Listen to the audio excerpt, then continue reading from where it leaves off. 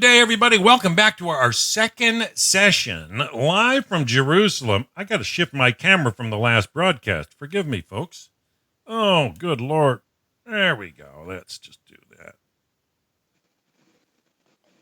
Anyways, welcome back to the second session of Beyond the Seven, live from Jerusalem with Rabbi Aaron David Poston, who I am fully enjoying. You know, he had our top video of the week with his first session. We were so excited to see the hundreds and hundreds of people that actually tuned in and checked out his message. Good following time. It means a lot to us, but I know it means a lot to a wonderful rabbi who studies in order to share. And so I'm not going to beleaguer this any longer. I'm going to turn it over to Rabbi Poston.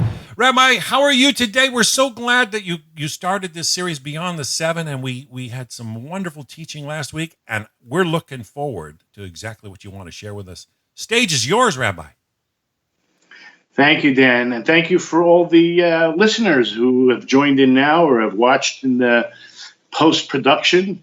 It's a pleasure to be here once again with you. I want to say Shavua Tov for those, I guess, from Europe and eastward. People already in China might be awake.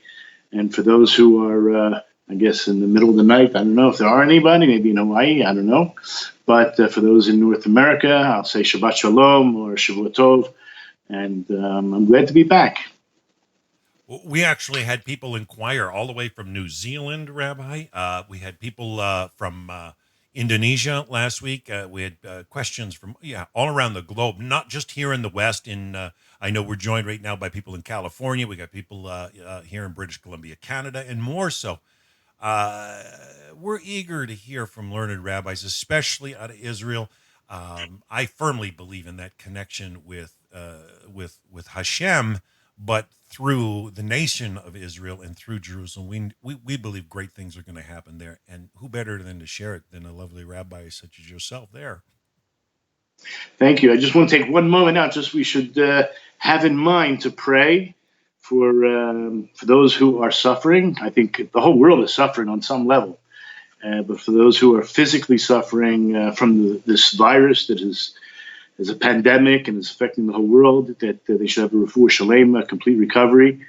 And of course, this is also a prayer for all of us many of us are suffering a secondhand, whether it's just from the panic, and the fear, that we should have a greater trust in Hashem. And Bezrat Hashem, that at least the financial situation that either personally or the whole world will go under will certainly affect every one of us. And it should hopefully be a little bit smoother than we expect, Bezrat Hashem. God's help. Okay, so I have some things I prepared. I want to start off with mentioning my Rebbe, Rav Noach Weinberg, who unfortunately passed away, but his words still live on. And one of the things that he taught us was whenever you get into a discussion, I would say even I don't want to use the word argument because that's usually what it is, though. You get into a discussion where you don't see eye to eye with somebody. If you take a little bit of time, okay, go deep into trying to define the words that you're actually talking about, you may actually find that you don't disagree that much, or you're not to the extent that you think you are. You're much closer. So it's very important to define words always when you're in any conversation where you find, that doesn't really sound right. And is this what you're saying? Okay. And that's why I think, really believe strongly about what we call the Karuta System. It's where two people are sitting and learning a text, and it's called the going back and forth, okay? I read, I translate, I try to explain, and the person on the other end will either totally agree, which is not a good situation, because who's perfect, okay? He has a certain emphasis on something else, and he'll say, but I think that's the main point, or that's a side point, or whatever, or maybe you're not reading it right, and he'll correct you. And this is the ultimate situation, at least in the Jewish world, when people sit and learn. And it creates, like, if you have a knife, okay, and you want to sharpen the knife, how do you sharpen? You have to use another tool, another piece of iron. And that's the way it's going to become sharpened. So when two people are, and it sounds crazy, but when they're at war with each other, they're really not at war, but we're trying to get to the truth. So you're coming from one angle, the other person's come from another angle. He wants to try to understand your angle, you want to understand his angle. So you'll have to sharpen your blade, so to speak, which is really meaning sharpening the mind. And hopefully you come out not just as friends, but as lovers, because he or she, your partner, helped you to come to a greater truth, a greater understanding. So with that in mind, we read in chapter 8, I believe, it was chapter 8 in Laws of Kings in the Rambam. And I want to stress a little bit, before I actually reread this, I want to mention that we listed last week 30 mitzvahs that the Bnei Noach, remember, that's huge. 92b, A and B.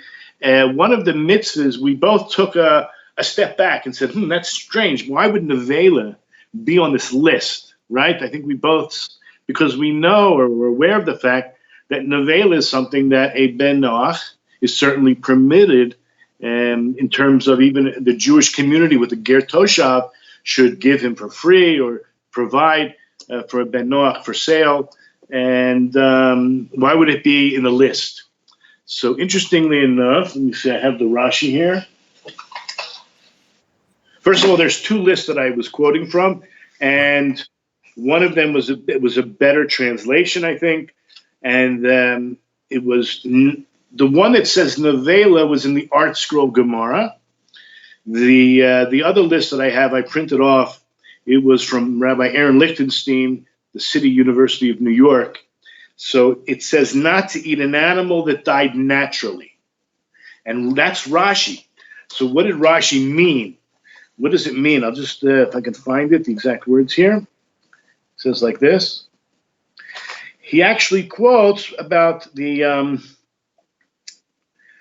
we were talking about in those three things that they keep. Okay, I know if anybody doesn't know what we're talking about, should go back and see the last video, but I'll try to fill those people in that are not so aware.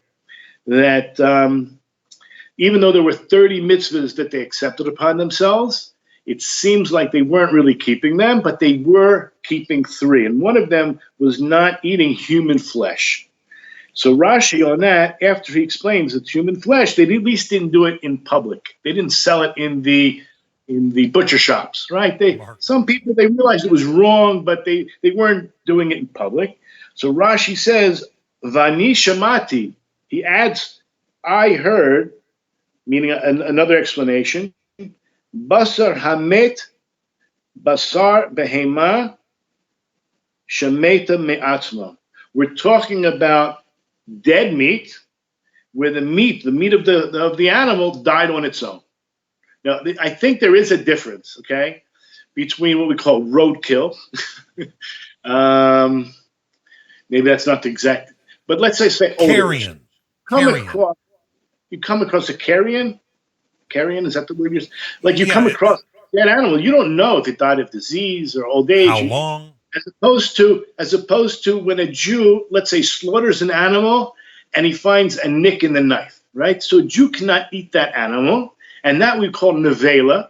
It was killed, I'll use the word improperly, for a Jew, and that has the status of nevela, and that is probably not the nevela that we're referring to as a Ben Noach should stay away from.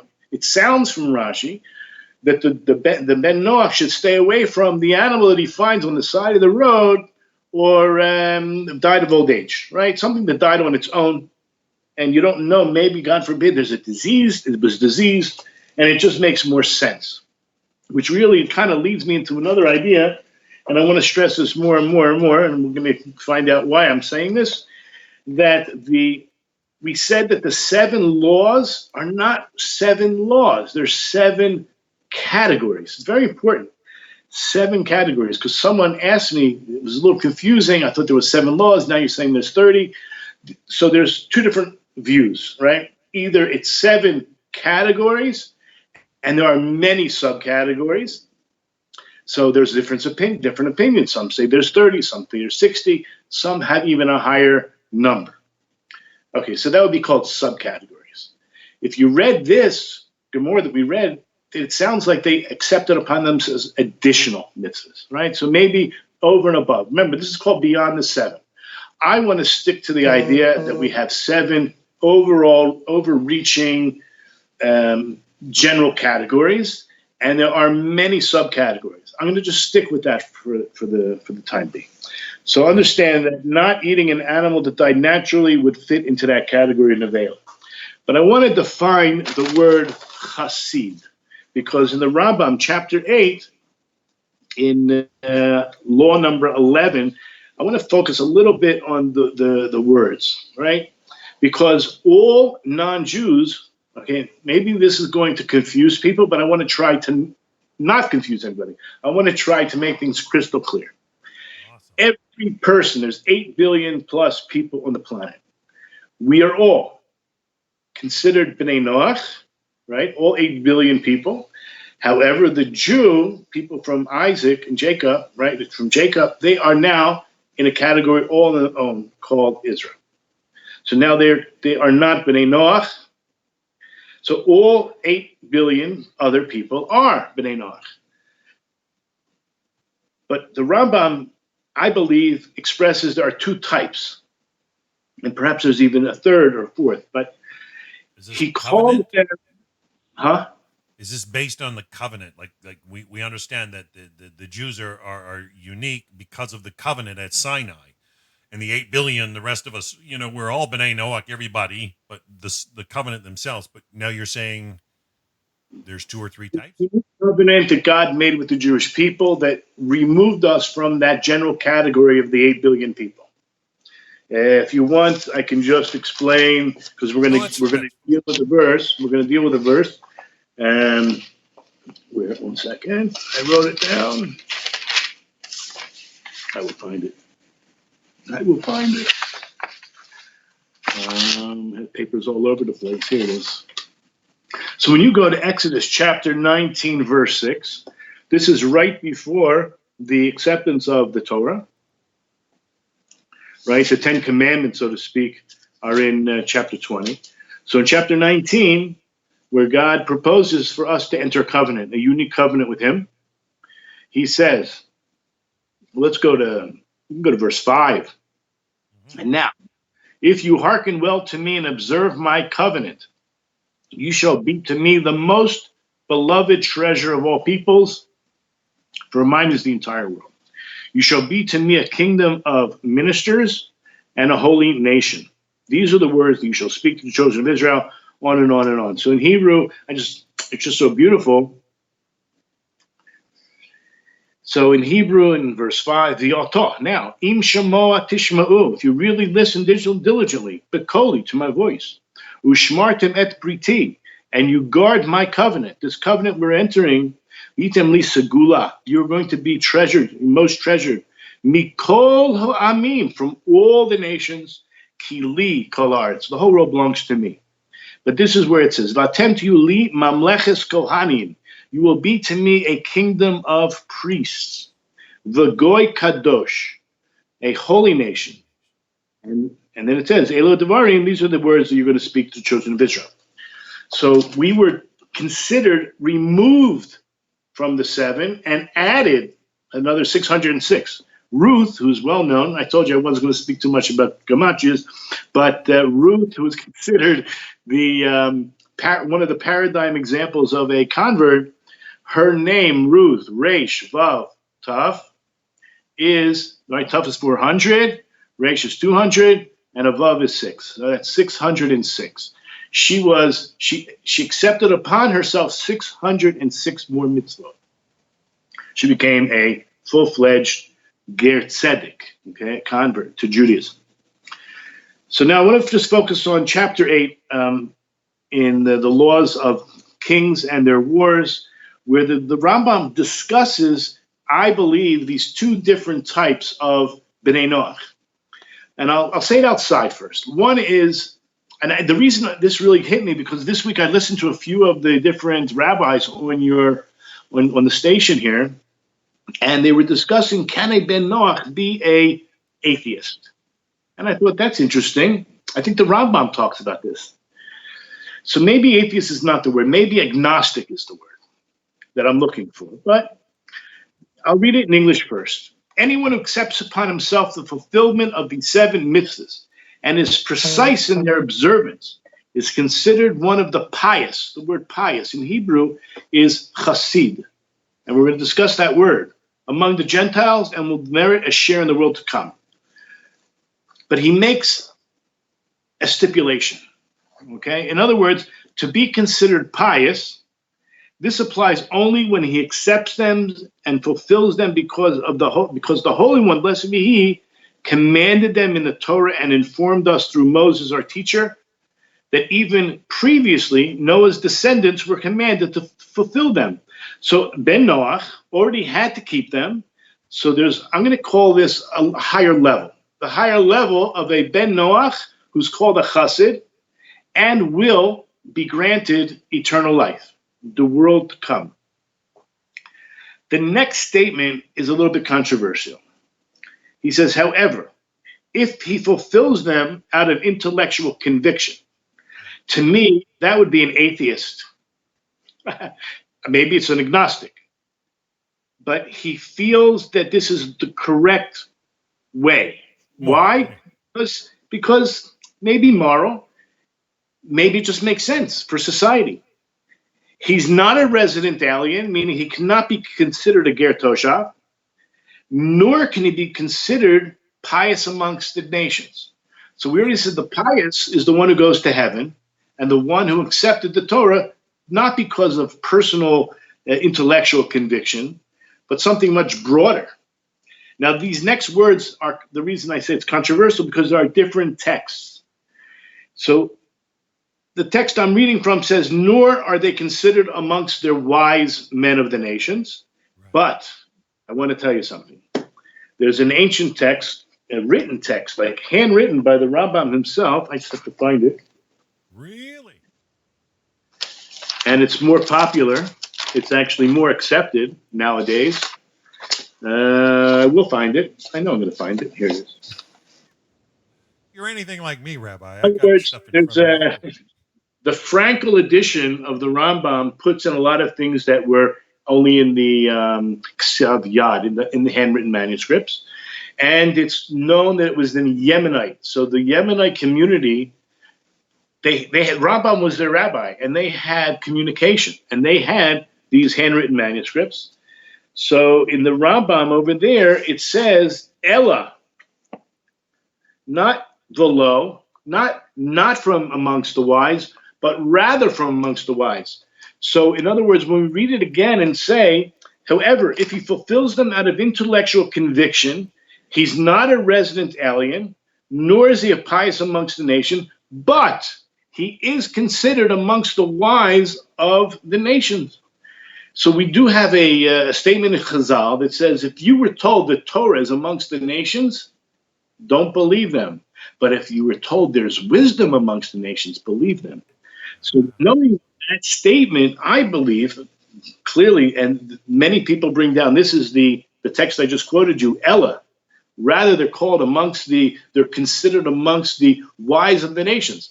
So I would think, I'm not sure if atheist is the term used, but at least agnostic. Someone who says, you know what, I don't believe in idols, so I'm not going to worship them, right? I'm not going to curse God because maybe he exists, right? But I'll keep the 7 because it's good for society. So I think, and clearly, that this is considered a Ben Noach, but he's not going to get the world to come. The question is why? Why should he be excluded? He doesn't want it. He's not interested, perhaps. He never delved deeply enough. But everything in this world is measure for measure. Mida keneged mida, measure for measure. So he doesn't believe in the world to come, right? He's not interested, perhaps, as you said. I think it's deeper than that. There's a Mishnah in Sanhedrin, in Perek Chelek, in the 11th chapter, that talks about Bilam. It talks about the different people that don't get a place in the world to come. I'm sorry I don't have it in front of me. I can get it, but I'll try. Your summary will do. Okay. That I should have it in front of me, but okay. So basically it says that all Jews all of Israel have a portion in the world to come. And then it tells you who doesn't. So if you don't believe in the resurrection of the dead, you're not going to get it. And if you don't believe the Torah is from heaven, you're not going to have the world to come.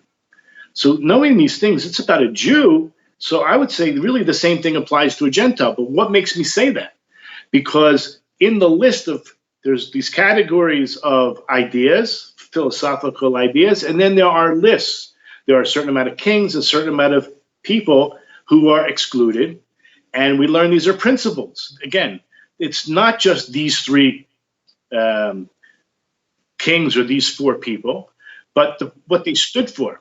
And Bilam is listed amongst them. And everyone says, why would he even be listed there? If he said all Israel has a place in the world to come, except for these people who don't believe these ideas, or these people in particular, he's not even Jewish. Why is he in the list? Yeah, and so you learn because he is a Gentile, and Gentiles have a place in the world to come.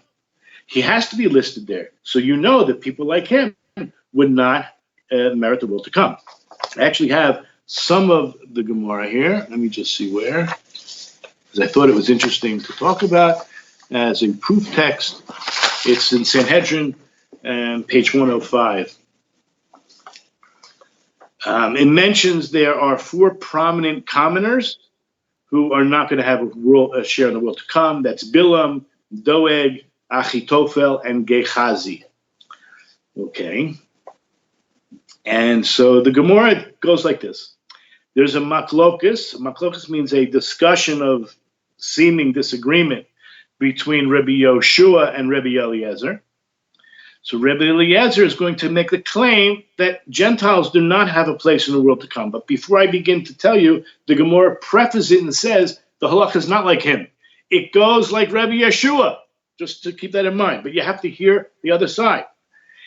So it says in Psalms 9:18, the wicked shall be turned back to the netherworld, all that nations that forget God. So the way he understood it was that it is talking about the Jewish people whoever are sinners, so the wicked, they're going to be turned back from the netherworld. But then it says all the nations that forget God. So he considers that means all the sinners of the Gentiles. Again, but he's considering it as if the word, I'll say in Hebrew because it says the actual word is like this. This is how it is.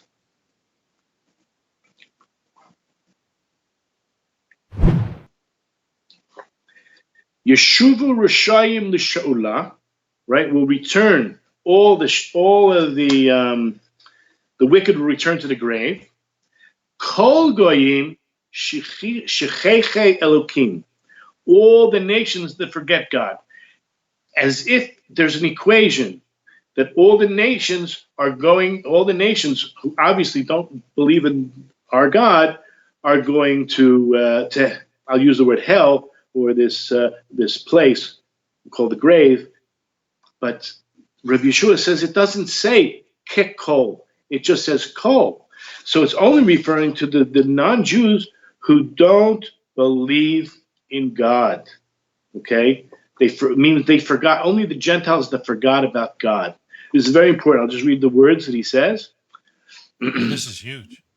The statement of Rabbi Eliezer, fine. Okay. Rabbi Yeshua said to him, but does it say in the verse that the sinners of the Jewish people will be like all the Gentiles? It doesn't say ke kol goyim. It just says kol goyim.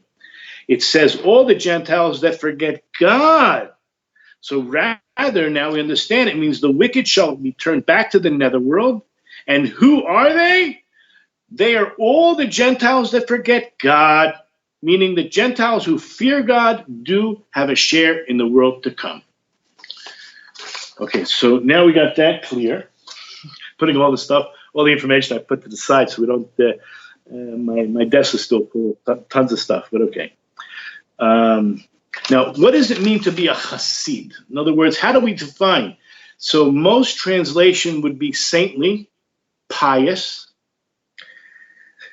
Remember, the title of the series is called Beyond the Seven. Again, what does that mean? It means taking the seven seriously, as the Rambam explained, who's careful in them, knowing that what?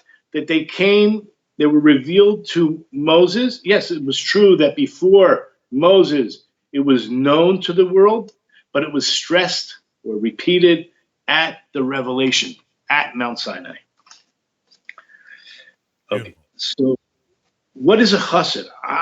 From all of my knowledge in Judaism, is that a chassid is someone who goes beyond the letter of the law.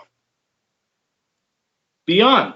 You have the letter of the law, and in fact, I'll even tell you a secret. It says that the temple, the Gomorrah tells us that the temple was destroyed, that Jerusalem was destroyed because the Jews kept the Torah. Everyone says, what? That can't be. Aren't we supposed to keep the Torah? So the Gomorrah goes on to describe, yeah, of course they're supposed to keep the Torah, but they're actually supposed to go beyond the letter of the law. And they didn't do that. This is because they kept them. They were destroyed because they kept them. They kept the law. You can call it bare minimum, whatever it is. You got the letter of the law, and I'm only going to go to that point, and that's it. So if I think of the word, that's the word that the Rambam uses, and that's the word that the Gomorrah uses. We're talking, I'll say in Hebrew, Kol makabel sheva mitzvahs, v'nizhar lo sotam, all who accept the seven mitzvahs and is nizhar. I'll translate as extremely careful to do that. Harei michasidei umos ha'olam. He's considered amongst the chasidei umos ha'olam, the pious. And pious to me means simply, at least in Judaism, it means to go beyond. Yesh lo chelek le'olam haba. He gets a portion in the world to come. And he continued, he says, V'hu, shekabel osam. He accepted them. And he does them because God commanded them in the Torah. And it was revealed or made known to us through Moshe.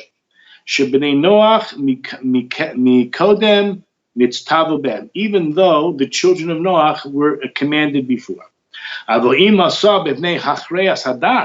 But if he's only doing them because of intellectual conviction, intellectual, this makes sense. Now I have to tell you, because this also leads into the other idea, that within the seven overall reaching principles, anything that makes sense in the Torah, a non-Jew has to do. The question is, to what extent? To the finest of details? I don't know. But in terms of being amongst the Chasidei Umas Olam, I would assume that they would want to do everything that makes sense. And things that don't make sense, that's what the Jew is doing. Okay, now I'm going to lead into that because there's a very important verse we're going to read. Hopefully we'll get to it. I'm putting my mind on it now. We're going to do it. Okay. So I hope this was a little bit clear to some of those who are listening, because I heard, can a Ben Noach be an atheist? I think yes, but it's very difficult to come to that conclusion. I understand, because if you have, is believing in God, it sounded like it was one of those, for sure, one of those 30. Is it one of the subcategories? Yeah, those subcategories are for the pious. Can you just be, an atheist or agnostic Ben Noach? Perhaps, but you're only going to get a reward. You're only going to be rewarded in this world.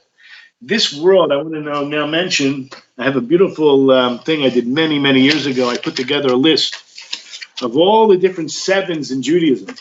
Okay? So I'll just, it's a 3-page list. I only want to highlight a few of them because 7 represents perfection in this world. Okay? So hear me out. And 8, which somehow related to the Jew, right? We have Shmini Atzeres, the 8th day, we call it the 8th day of Sukkot, meaning the day beyond. That's unique for the Jewish people. The Brit Milah is done on the 8th day. There's so many things with 8. But in the meantime, I just want to stick with 7s, right? We have 7 days of creation. There's no accident here that God created the whole world in 7 days. Okay? When Noah brought animals, there were 7 pairs of clean animals that he had to bring up onto the ark. 7 colors of the rainbow. 7 directions in which there's up, down, forward, backward, left, right, and center, middle. During the 7th year, which we have Shemitah every 7 years, and then we have Jubilee, which is every 7 times 7. By the way, Jethro, who was a very famous convert, he had 7 names, and he also had 7 daughters. We have 7 seas, 7 continents. By the way, when the Torah was revealed, it was the 7th generation after Moses. You had Abraham, Isaac, Jacob, Levi, Kahat, Amram, and Moshe. There's 7 heavens. Okay, I didn't really want to go through the entire list, but I do want to. Do I have a few more? Yeah, there's 7 notes on the musical scale. And let's just go to the 2 verses I want to focus on, and that's in Psalms chapter 12, verse 7. The words of the Lord are pure words, as silver tried in the furnace of earth, purified 7 times. 7 times, 7 times 7, 7 times. Also Proverbs 9:1. Wisdom hath builded her house, she hath hewn out her 7 pillars. 7 pillars. It's so important for the world to be involved in these 7 Noachide laws. And the stress, we did see there's a whole discussion. Can a non-Jew learn Torah? So I'm going to delve into that a little bit right now. I want to start with something that's brought down in the Nefesh HaChaim, and these are the notes, Rav Chaim Volozhin, and he says like this: the relationship of Jew to non-Jew is like that of a priest to a member of the congregation he serves. As per the scriptural description of the Jewish people in the verse I read in the beginning in Exodus 19:6, we are called a kingdom of priests and a holy nation. Both positions of priest and congregant have significance and corresponding obligations. They have different obligations. A priest is not a priest if he has no congregation, and a congregation requires a priest to provide assistance. The Jew is obligated to observe 613 mitzvot, and the non-Jew similarly has the obligation to observe the 7 Noachide laws. Both Jew and non-Jew have the ability and a free choice to generate what we call tikkun, or rectification, or chilul, damage, through their actions. However, the Jew's obligation and responsibility is to rectify both himself and the worlds around him, whereas the non-Jew's obligation is to rectify himself. Therefore, the impact of a Jew's actions reaches further. Should any non-Jew wish to take on a greater level of obligation, he also has the free choice to convert to Judaism, as long as it is done with full conviction. However, a non-Jew is able to reach meaningful spiritual heights of perfection in serving God without converting to Judaism. Beautiful. So these are all important texts, I hope, that are meaningful to the out here. Now, going back to this idea of a chassid. So there is in Pirkei Avot, you guys all familiar with Pirkei Avot? So if you go to, it's really in the 2nd chapter, and it's the 5th Mishnah. But I thought it would be good to actually read the 4th Mishnah as well. So this is about Hillel. He used to say, do his will, do God's will, as though it were your will, so that he, God, will do your will as though it were his. Set aside your will in the face of his will, so that he may set aside the will of others for the sake of your will. Okay, this is very deep, but basically to be a servant of God. My wife and I were discussing, what does it mean in this present day? Everyone is like, they don't know what's going on. They don't know what to believe. Everything is contradictory. Every 5 minutes, every time you change a channel, there's different there's different professors, there's different doctors, they're giving me opposite advice. You want to know, what is my job here? What am I supposed to do? So I told my wife, and she totally agreed. thought it was very deep, actually. What does it mean to be an Eved Hashem, to be a servant of God? And I think that's what this Mishnah really is about. To know that whatever God requires me, I'm willing to do. So I don't have to know everything right now. I'll wait for the proper instructions. I want to know exactly. I want to know every detail about what's going to happen tomorrow. It's not going to happen. When I guess in the army, you get used to this. If you have a commander, right? Because we're not slaves, so we don't have a human boss. Maybe we do in certain cases in certain work environments. But when your boss says something, you just do it. You can ask how high and how far, but because you want to do the job right. So if you're willing to turn your will over to the care of God, so then everything's going to be just fine. Anyway, he continues.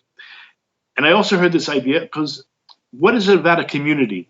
Everybody needs a community. It's not called a new religion to have a community. We will talk about this is not a new religion. This religion goes back to Adam, to Noah, to Abraham.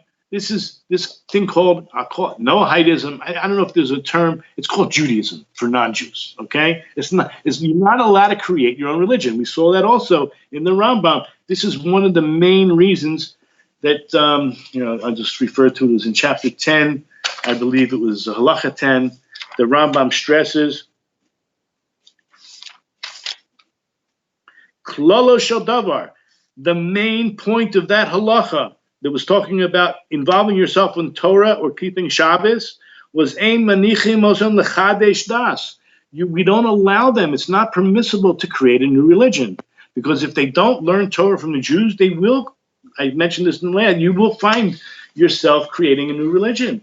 You're going to keep Shabbos on Friday or on Sunday, and that's just called a new religion. So you're talking about Judaism for non-Jews. That would be the best way to describe it. Anyway, he says, do not separate yourself from the community. Everyone needs a community. Do not trust in yourself into the day of your death. Do not judge your fellow man until you reach his place. Right? They say, don't judge a man until you step in his shoes. Do not say something that cannot be understood, trusting that in the end it will be understood. Say not, when I have leisure, I will study, because maybe you won't have that time. Now's the time to study. And that brings us to the very next. This is really the highlight of what I want to talk about. Hillel used to say, I'll say in Hebrew first, Ein bor yirei chet. A bore is worse than an ignoramus, okay? It's like a totally uneducated person. He cannot fear sin. V'lo am haaretz chasid. These are the words I really wanted to focus. An am haaretz is someone who is ignorant. He's not well learned. He cannot be a chassid. So what are we talking about here? Beyond the 7, meaning I want to call myself, if I was a non-Jew, I would want to be grouped with the people who are considered chasidei ummos ha'olam, the pious or the saintly of the nations. And it doesn't mean just keeping the 7 according to the letter of the law. I think that's clear by now. Even the Jews are not supposed to keep the Torah according to the letter of the law. That was clear in the Gomorrah expressed. That told us why Yerushalayim was destroyed, because the Jews only kept the Torah. And that we found unfathomable. But when we understood the Gomorrah, and he explains it so clearly, that the Jew is supposed to go beyond. And if we're the priest and we're supposed to teach you how to act, then you should follow our lead. Take the 7 seriously. That's first of all. Find out what they mean. They're not just 7 laws. They're 7 categories. Go deep, right? We talked about chesed. We talked about doing kind acts, right? And what really got me started was, I can't believe I was a Ben Noach, and a Ben Noach comes to me and says, I need a loan because I got no food on my table, or I need to start a business because I'm out of work, and I've created a new way in this new world to make some money because I can't work in the old fashion I was working in. Well, why wouldn't I give him an interest-free loan? If that's what the Jews do, so I would do the same thing, right? Am I obligated? No, especially if the person already has money and just needs another million of liquidity to make a few more bucks. Might as well go into business with him. But anyway, so an ignorant person cannot be pious. I'll read the rest of the Mishnah. Nor can a tamid, I guess it's a very let's see in the Hebrew, baishan, someone who's embarrassed, who's afraid.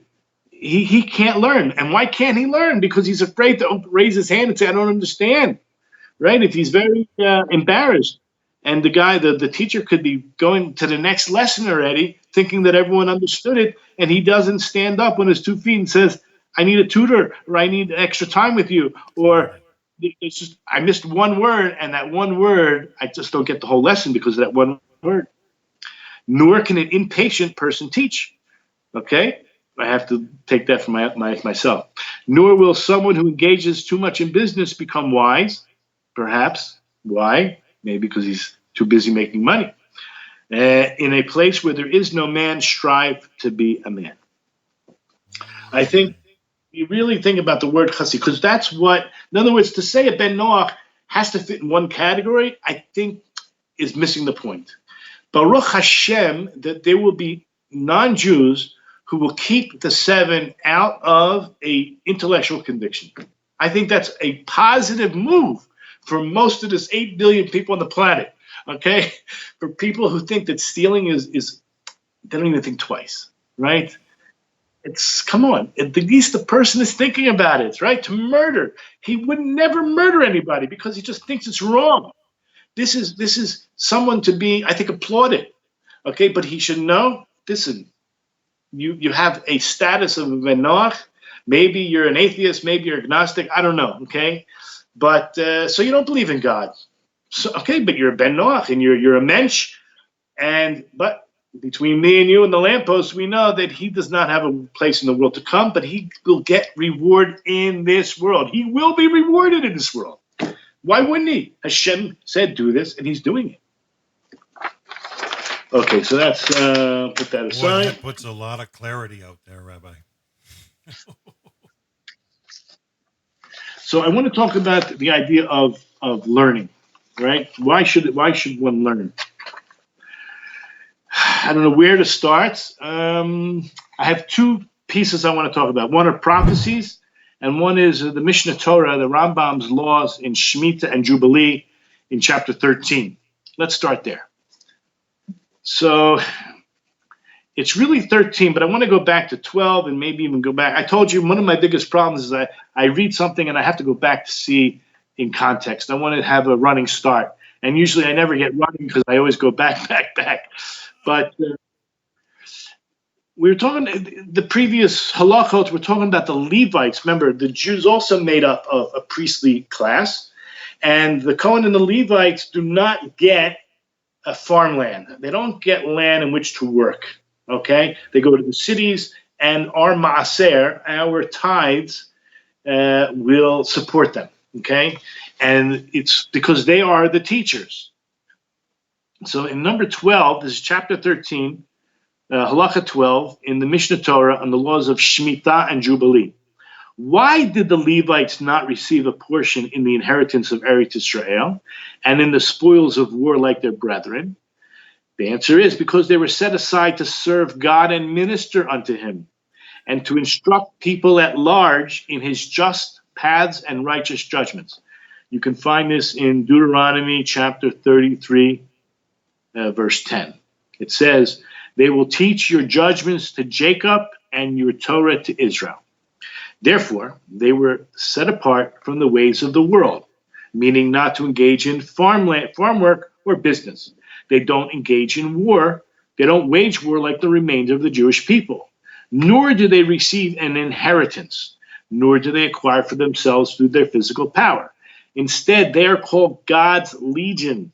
It says in verse 11, under Deuteronomy chapter 33, verse 11, God has blessed his legion, Legion, and he provides for them. If you look in very important Numbers 18, verse 20, God says, I am your portion and your inheritance.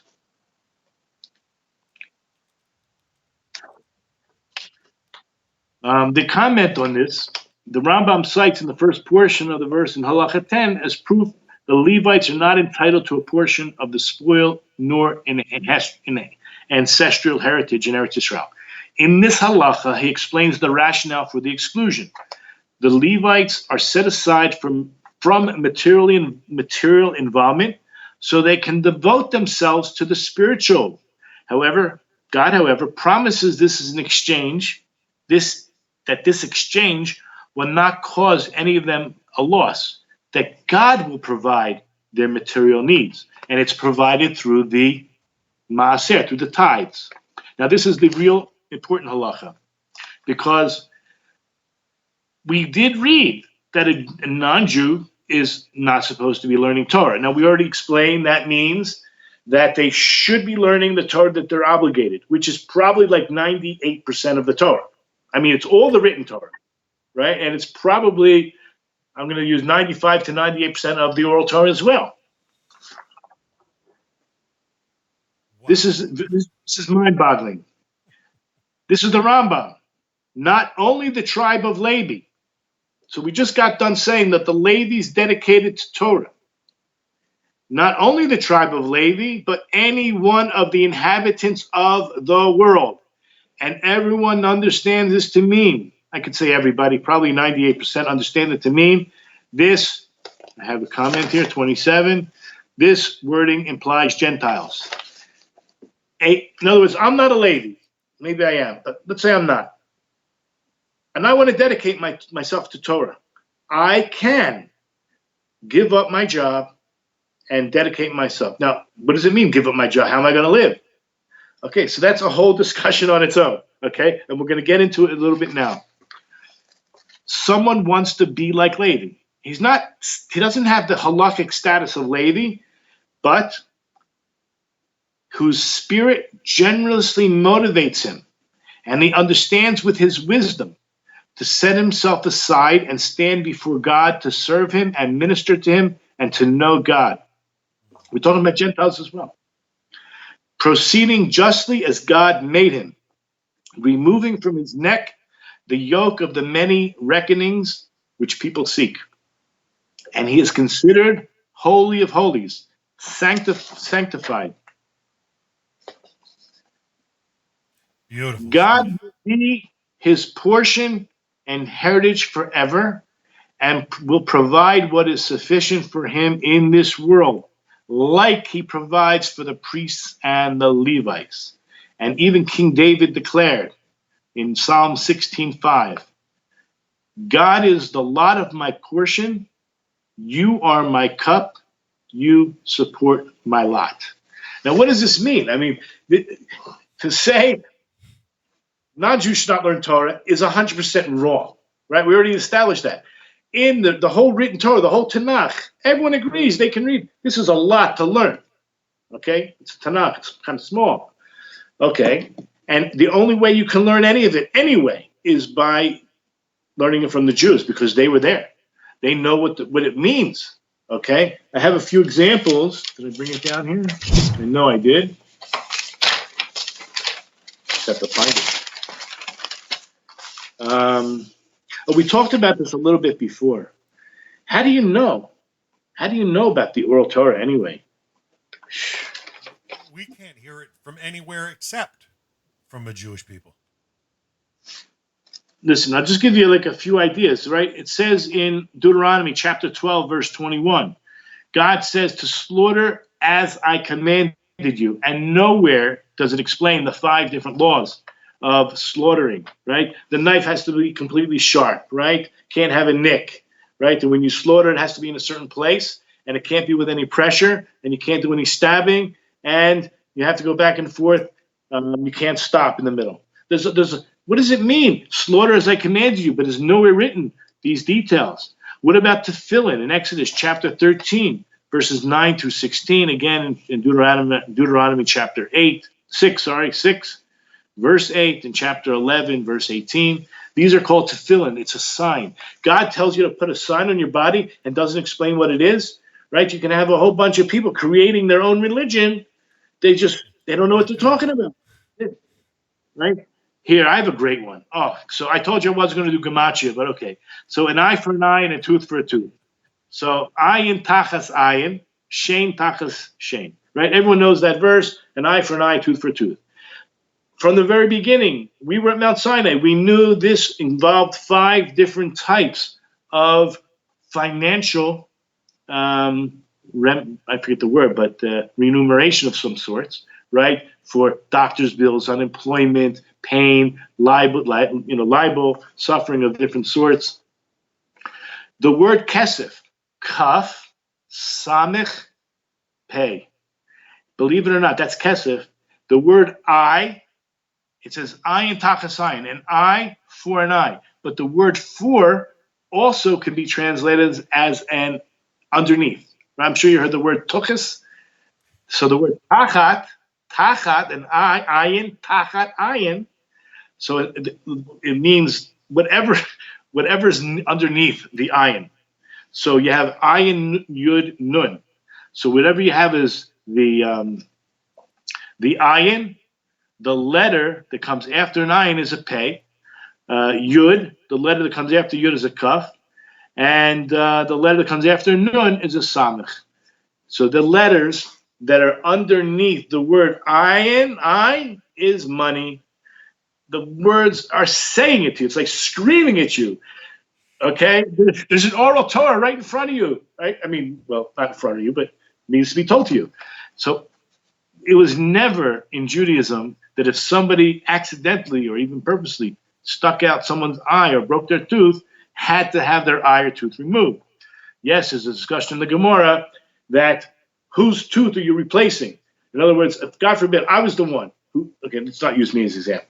Somebody took out B's eye.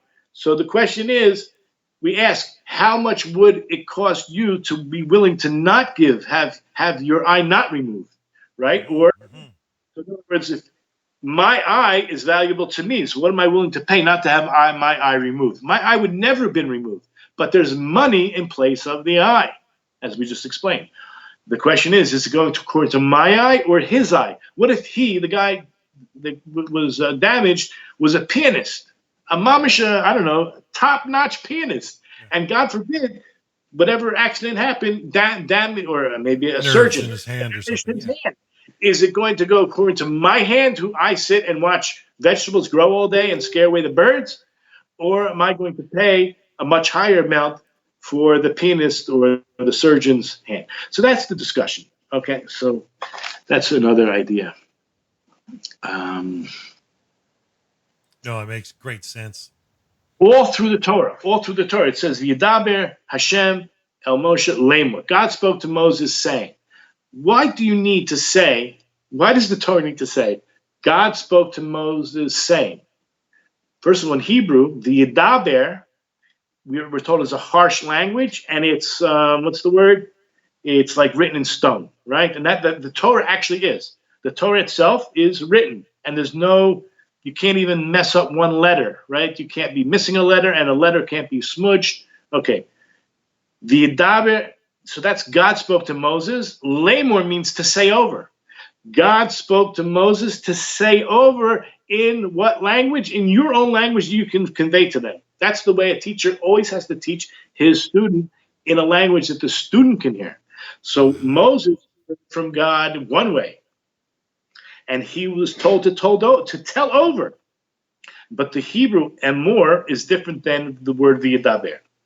The Yidaber is a harsh language that is in stone and concrete and unmovable and unchangeable. Lemor is how to say it over. It's a soft language. Lemor is the difference between tell and say over, right? It's like different, totally different. God was told to say over. So this is one of the ideas that this is showing you that there's an oral Torah. Yeah, transmission, thank you.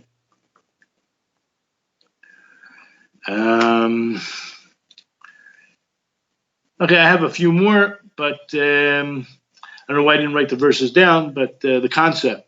Like whenever there is a doubt in the Torah, so you're supposed to go up to Yerushalayim, find it.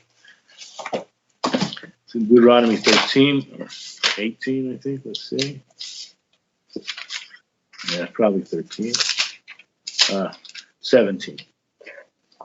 Okay, chapter 17 of Deuteronomy, verses 8 and onward. right? If there's a matter of judgment that's hidden from you between blood and blood, between verdict and verdict, between plague and plague, matters of dispute in your cities, you shall rise up and ascend to the place that Hashem your God shall choose. So you're not going anywhere. You're going specifically. Now, if you had a discussion in a lower court that they found a doubt, they were not able to resolve it, so then you can take it to the next court, right? That's how it works in most places. So we're not talking about a major matter. We're not talking about a minor matter that could be resolved easily. We're talking about a matter of dispute in your cities, and it was not resolved. More than an appeal, something like a matter for a Not Supreme an Court. appeal, right? You're not going to go against the Beis Din. The Beis Din, the court itself, did not have a decision. Okay, it's a big difference. You shall come to the Kohanim, the Levites, who we already discussed their job, and to the judge who will be in those days. So it's not only the Kohanim and the Levites, but anybody who's capable of being a judge would be a Talmud Chacham, a sage. You shall do according to the word. Listen, you should do what the word does. It to the script, to what it says in the Bible. It doesn't say that. It says you shall do according to the word that they tell you. Which already you're talking about allowing a group of people to use their brains. They're coming to the bet. We'll call it the truth of truths, right? They're trying their best to give you what they understood God to be saying. You had a doubt, right? It's something that's a doubt. Anything that's clear is not in this discussion. So then you have to do what they tell you to do. Listen to the words. You should. This is verse 10. You shall do according to the word that they tell you from the place that Hashem will choose, and you shall be careful to do according to everything that they will teach you. Then it sounds ridiculous to repeat it. Verse 11, according to the teachings that they will teach you, and according to the judgment that they will tell you, you shall do, and you shall not deviate from the word, again, word, that they tell you right or left. To the right hand or to the left. Rabbi,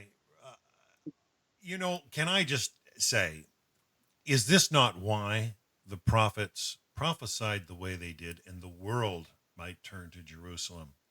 Based on this premise that you're talking about, that system in the time of Mashiach that fulfills this, go to Jerusalem and bring those matters, and they'll be dealt with in this. I think there's just something massively beautiful here that the world needs to hear.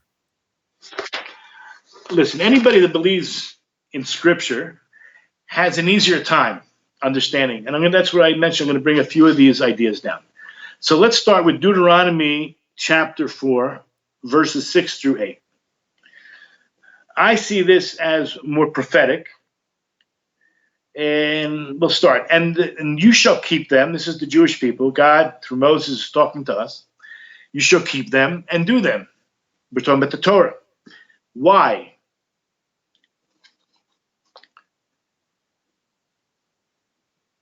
For that is your wisdom and your understanding in the eyes of the people. But I want to clarify something. It says, who will hear all these statutes. What is it about the word statute? Here it's called chukim. Kol ha-chukim. I'm going to go back. This is what God tells us. You're going to keep them. You're going to do them because it's going to be good for you. But guess what? It's called your wisdom and your understanding. But it says in the eyes of the people who will hear all these statutes. They're going to actually hear them. This is one of the proofs that the Gentile, a sincere Gentile, has no problem learning, and I'm going to use again 98% of the Torah. It says all of these statutes. Well, first of all, chukim are those things that are not understandable, not easily comprehended. So in other words, to not murder, to not steal, and we can go on, to do chesed, to all these things that we already said that a ben Noach, a righteous person, Gentile, should do. What about all these other things that are called chukim, like shatnez, not putting wool and linen in the same garment, not, let's say, eating matzah on Passover, sitting in a sukkah, putting a 4 species together on sukkahs and waving them. They're chukim. So that is not really, I'll use the word shayach, they're not really related to the Gentile way of life. They're the chukim. That's what the Jews are keeping. The Jews hopefully are keeping all the rest of the mishpatim, right? All the other laws. But in addition, what is unique to us is what we call the chukim.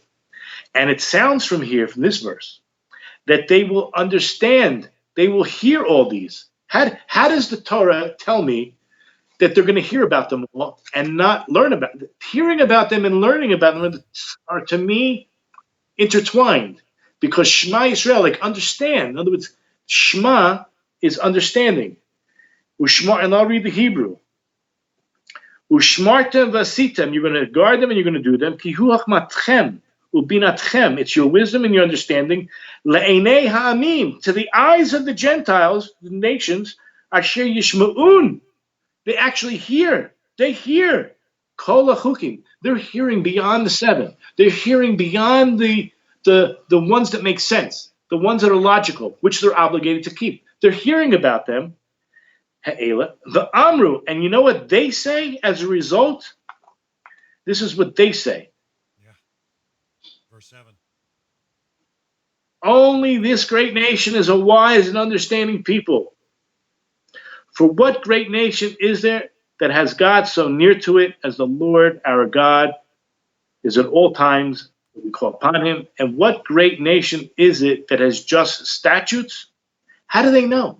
How do they know these are just statutes and ordinances as this entire Torah, which I said before? God himself is saying, hopefully they'll open their eyes, they'll see. How can they see? How can they open their eyes if they don't learn something? They have to be learning something. You with me so far? Okay.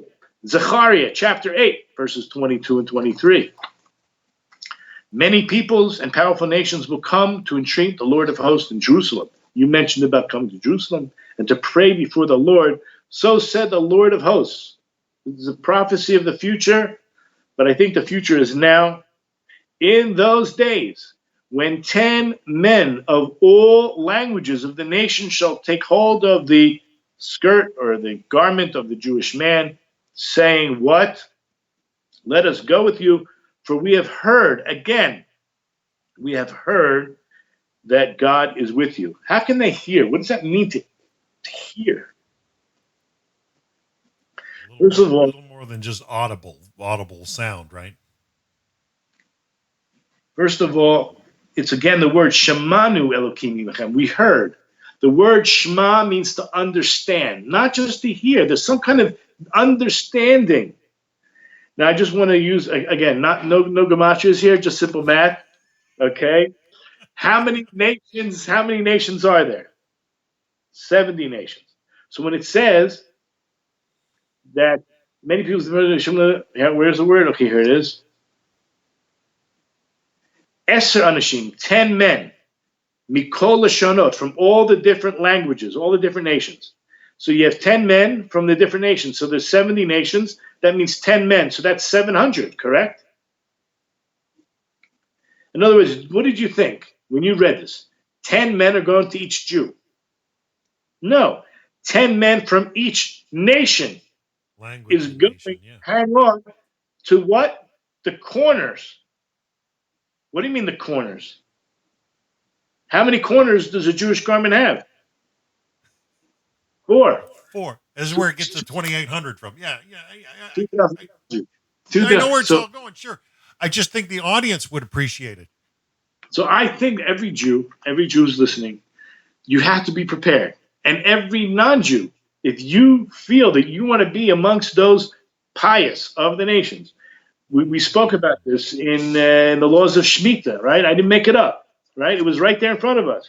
Anyone, even non-Jews, can dedicate themselves to learn, to teaching. He said teaching.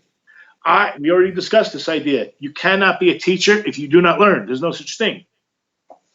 Let's go to Jeremiah chapter 16, verse 19. Jeremiah, I'm sorry, forgive me, Rabbi, I was typing. Jeremiah 16, verse 19.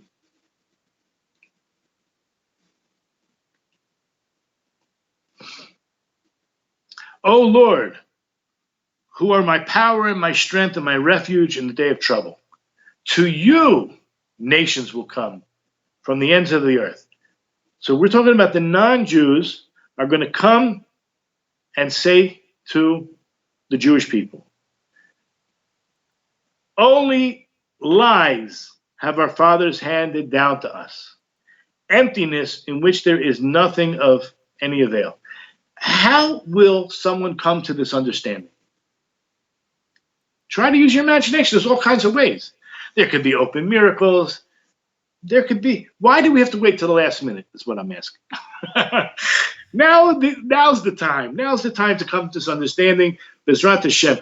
Anybody who is sincere, and I've spoken to rabbis, anybody who is sincere about inquiring about conversion, that doesn't mean they have to convert. Just that they're checking out the possibilities. They may come to the conclusion, this is not for me because my spouse, because of my whatever it is. They have a million reasons why, but they're sincere individuals. They're allowed to learn Torah. Okay? If they are inquiring, everybody agrees. If you actually, this non-Jew actually wants to convert or has he's checking it out, you're allowed to teach him Torah. And Habakkuk, chapter 2, verse 14. We all know this. For the earth shall be filled with the knowledge of the glory of the Lord as the water covers the seabed. Ki tamale haaretz ladat et kavod Hashem, kamayim yikasu al yam. So what are we talking about here? Are we talking about the knowledge of God? Or are we talking about like just a little pinprick of knowledge that's going to? We're talking. This is the prophecy. It's going to happen. Something else I wanted to share, and this is important. Oh yeah, so we love these things you share. I do want to. Did I want to bring this up? Not really. Okay, I'll leave that aside.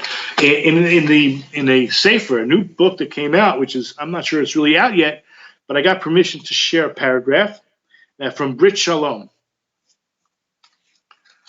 So this is on the chapter. Well, it's not really the chapter, but it's a sub-chapter called Cleaving to God.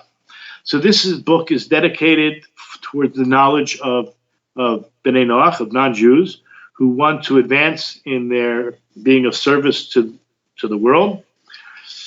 To any person whose benevolent spirit, this is the quote that I read, that I gave you from Hilchas Shemitah in the Rambam, but he has some good footnotes on it. Any person whose benevolent spirit, that means moving spirit and understanding mind, brought him to a place of separation. He wants to separate himself from everyone else, to stand before the Lord, to serve and worship him, to gain knowledge of the Lord, and has walked in a straight path as God created him, and removed from his neck the yoke of human calculations, is consecrated as a most holy soul, and the Lord will be his portion and his inheritance forever and ever. Now, there's a different opinion among the sages as to what is the appropriate extent to which a Noachide should learn Torah.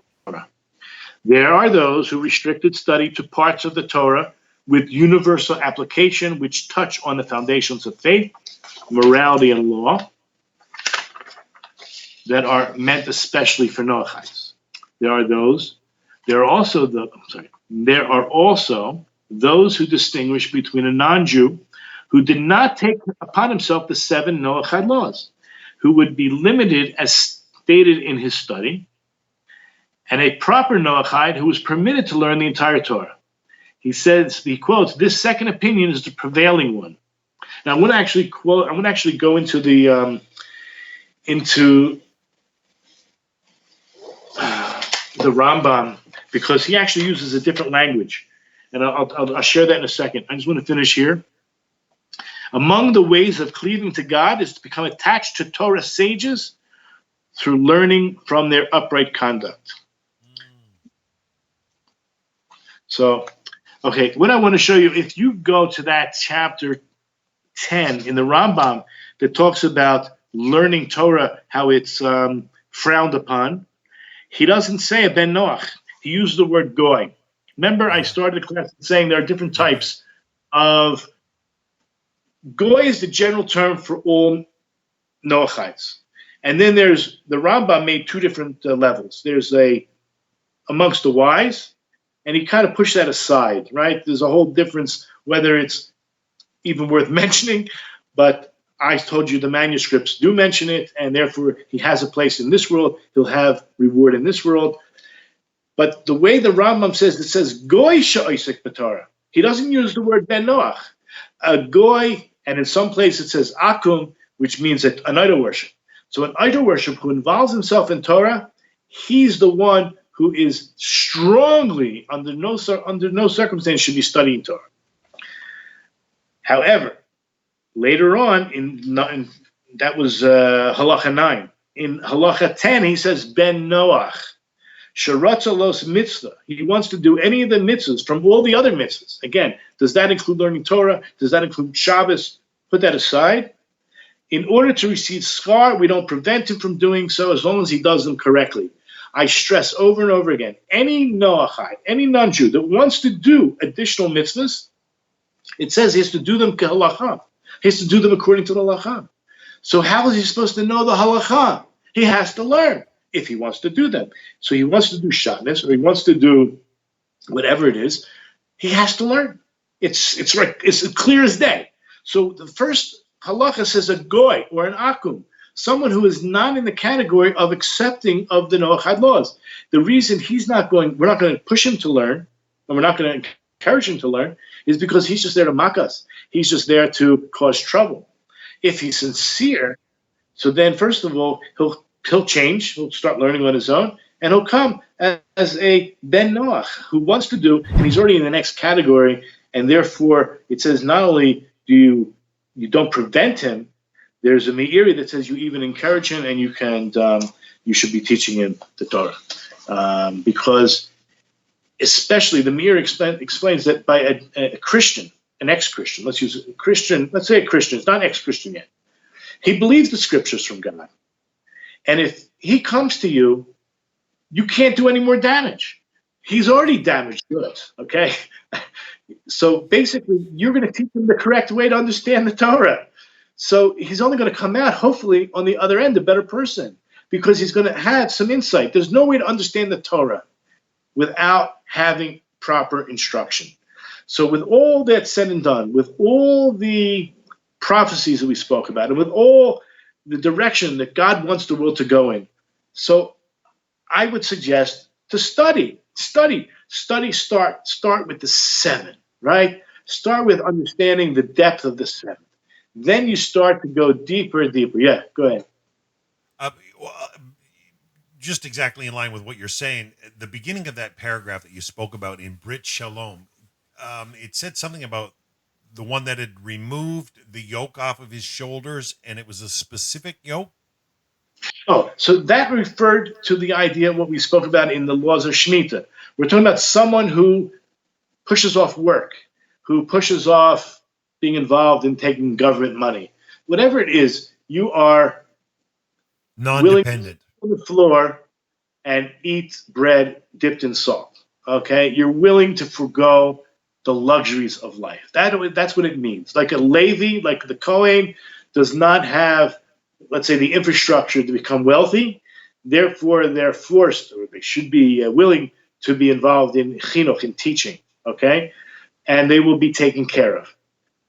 Okay? They're not going to go around door to door asking for money so they can learn Torah. That's not what we're talking about. We're talking about having a rich father-in-law. We're talking about going into business and making a killing and then going into teaching. Or just reducing your level of either comfort or luxuries to the point where you can work a few hours a day and teach the rest. Okay, that's the idea of removing the yoke. Beautiful. Thanks for clarifying that. I hope that I see that fit right in. Well, Rabbi, we're only at an hour and 15 minutes. I mean, so, feel free to keep going. If anybody else online on YouTube, Facebook have any questions, feel free to type them in now, and I'll try and get them to the Rabbi. But yeah, Rabbi, it's your yeah, go ahead. I would like to hear some questions because there is something I'm thinking about. I'm just looking for the source. In the meantime, if there are any questions you would like to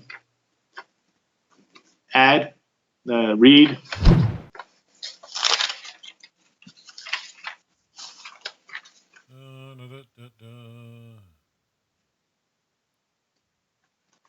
We've had a lot of comments here today, Rabbi. A lot of comments. No specific hardcore questions. There was a couple earlier. Veronica was talking about the difference between the subcategories and and laws. Well, okay, so let me, if you have time, I want to go through something that I found extremely mind-boggling. All right. Okay, let's open up to Deuteronomy chapter 27.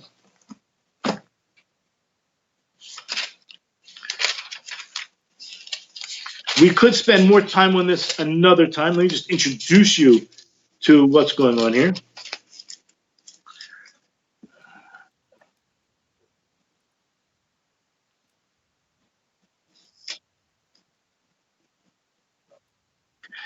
Okay, so in chapter 27 in Deuteronomy, there is, I'm going to call it's prophetic, but it's God's command to what's going to happen when they go into the land of Israel. So they're going to inscribe something on stone. What's going to be inscribed on the stone?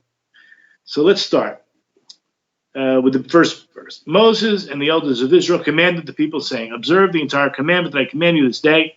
It shall be on the day that you cross the Jordan to the land that Hashem, your God, gives you. You shall set up these great stones, and you shall cover them with plaster. First of all, when you read the book of Joshua, this does not seem to happen on day one that they crossed over. But I do want to tell you that in chapter 4 and chapter 8, when you read the comments, that it did happen. Before they went to Jericho, before they had the war with Ai, the first thing they did was they went to the mountain and set up these stones covered in plaster, which we'll talk about. But they had the blessings and the curses on the mountains, and then they slept that night in Gilgal, meaning they traveled, I think, like 60 miles in one day, which was miraculous, and they carried these stones with them from the Jordan River up till where they had this altar by the mountain, Avel and Gerizim. And they took them again and put them in Gilgal, all in one 24-hour period. They slept there. What was written on these stones, and why is it important? So going back to the verse, it shall be on the day that you cross the Jordan to the land that Hashem your God gives you. You shall set up these great stones, and you shall coat them with plaster. You shall inscribe on them all the words of this Torah. What Torah are we talking about?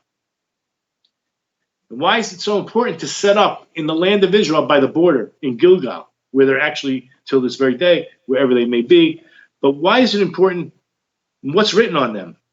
It says, you shall inscribe all the words of this Torah when you cross over, so that you may enter the land that Hashem your God gives you, a land flowing with milk and honey, it shall be, okay, number 4, it shall be that when you cross the Jordan, you shall erect these stones, which I command you this day, on Mount Ebal, and you shall coat them with plaster. There you shall build the altar for Hashem, the altar of stones. You shall not raise iron. The whole stones you shall build the altar of Hashem, your God, and you shall bring the offerings on them. Fine. Verse 8. You shall inscribe on the stones all the words of this Torah. Again, why do you need to tell me that? Well clarified. What does that mean? Ber hetev. Ber hetev means well clarified. The Torah, okay, you have to be like sitting down for this. Well clarified means in every language, 70 languages. The whole Torah, miraculously, these must have been big stones, and they must have been writing very small. There's an opinion, let me find it. Do I have it here?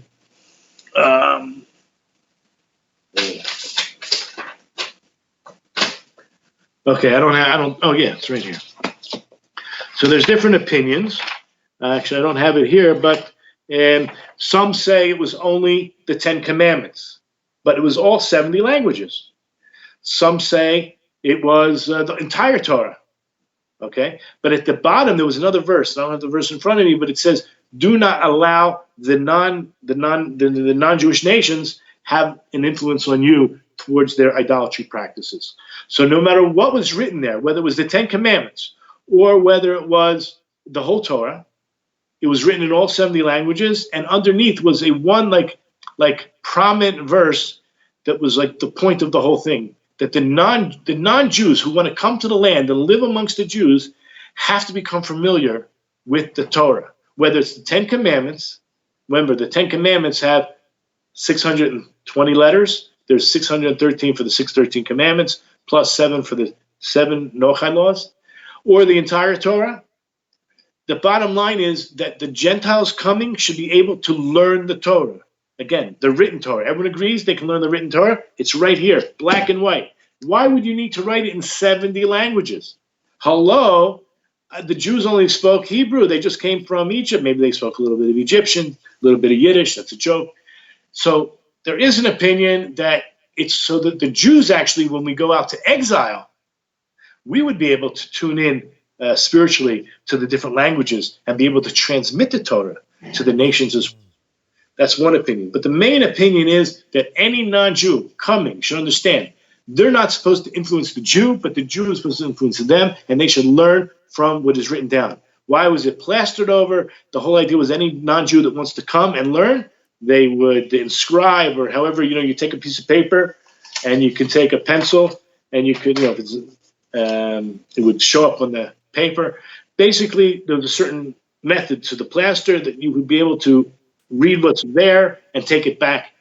In other words, the way of sharing the Torah with the world, this was a key in respect to having the Torah being disseminated amongst the nations, whether they came to you to learn, or in the end, God forbid, if we ever had to go to exile, we would be able to carry the Torah in the 70 languages. Okay, I don't know if you ever heard that before, but this is an amazing piece that I think shed some light on it. To be commanded to put that there too, right? And the sheer fact, it just plays into unity over millennia. I mean, it's not just and the sages must have chewed it back and forth and forward and backward, but the reality is the notion stands and the purpose behind that. Well, Rabbi, I mean, a couple of people have kind of put some questions. I mean, nothing serious, but because you were just mentioning about reading Torah. Got Fred out here has asked, about he has a Talmud and it's okay for him to read that. He wants to know it's okay that he can read that. Also, GA down in California. This may have been covered. They said because he stepped out for a bit. What are some examples of what additional B'nai Noach cannot do? Okay, because you touched on today about 98% of things that, hey, that might very well be for you, and it's good for you to study. But could you just give a clear line of, hey, stay away from that. Don't even think about it. It's not for you. And I know there's many in that couple percent that could be elaborated on, but can you give a clear example? I'll tell you one of the mitzvahs that are frowned upon, and that would be the mitzvah of tefillin. There's a mitzvah to write your own Sefer Torah, right? So I don't think writing a Sefer Torah you shouldn't do because you could get mixed up. If you do a good enough job, people might think it was written by a Jew. So maybe you want to write it in a way that is obviously not kosher. That could be a possibility. In terms of tefillin, anything that bears a certain amount of holiness and was meant as an oath, a sign, also Shabbos. So these are let's use both of these examples. So tefillin would be something, it's called an oath, it's a sign. So that would be something to stay away from. I've heard about mezuzahs, it's best to put them on the inside of the door if a non-Jew wants to put. Someone even said, put a number 7 on there, so it's obvious that I don't know how people would notice such a small sign, but if you put them on the inside of your door as opposed to the outside of the door, that would probably be okay. In terms of Shabbos, so this is the big one, right? So you've heard me say this before, and I'll say it again. You have to do it ki halacha. If you want to do the mitzvahs, you have to do them properly. So since it's not an obligatory mitzvah, it's maybe encouraged to celebrate Shabbat because There are two reasons for brought down, right? One is God created the world, and you're celebrating or you're acknowledging God, and that's a positive thing. But on the other hand, God says there's a sign between just me and you. I took you out of the land of Egypt, so you were not taken out of the land of Egypt. So you're not obligated in the fullness that a Jew is.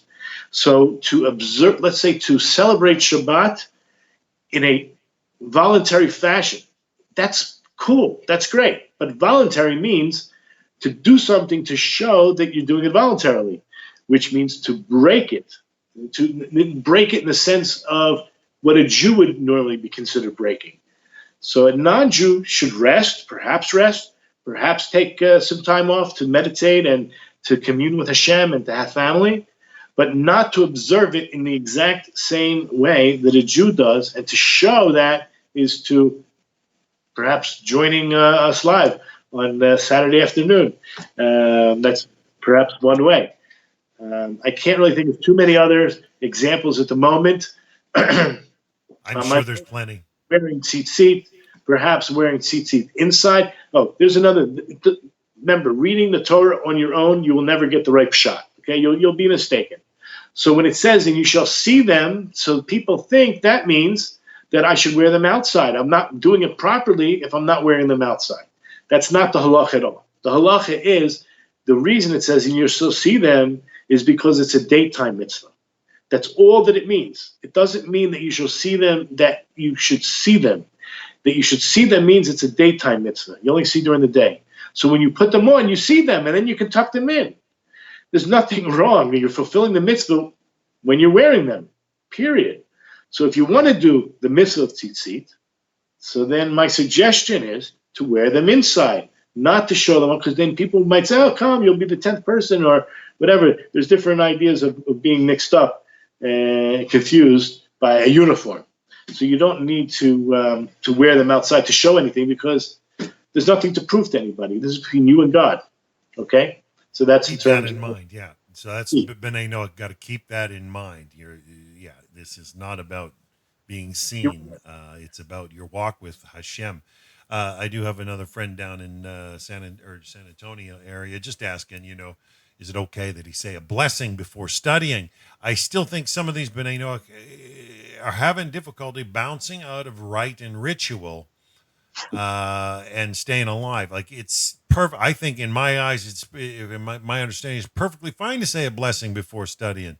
So there are different blessings. There are different types of blessings, different categories of blessings. There are blessings that we do over mitzvot, and there are other blessings we do out of praise. So the ones out of praise, as far as I know, we have to look through each one perhaps, but they're certainly less problematic. There seems to be no problem at all for a non-Jew to make any blessings out of praise.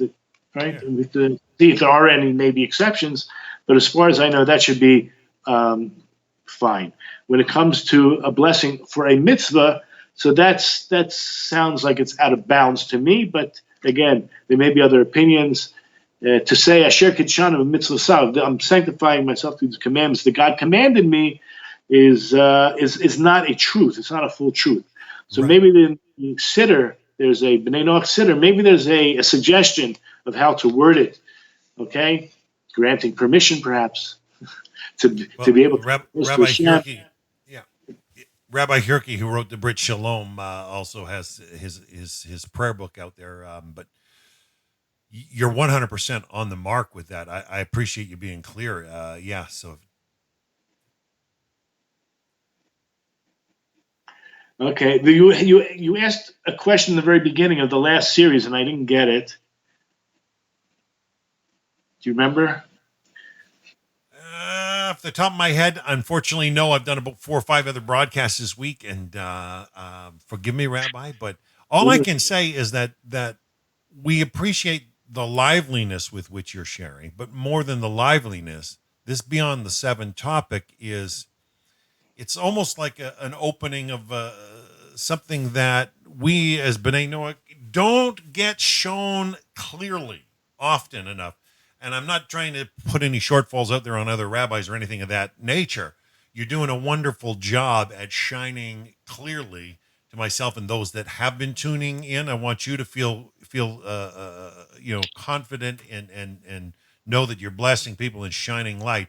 A lot of rabbis out there are coming all from their specific position and sharing their strengths.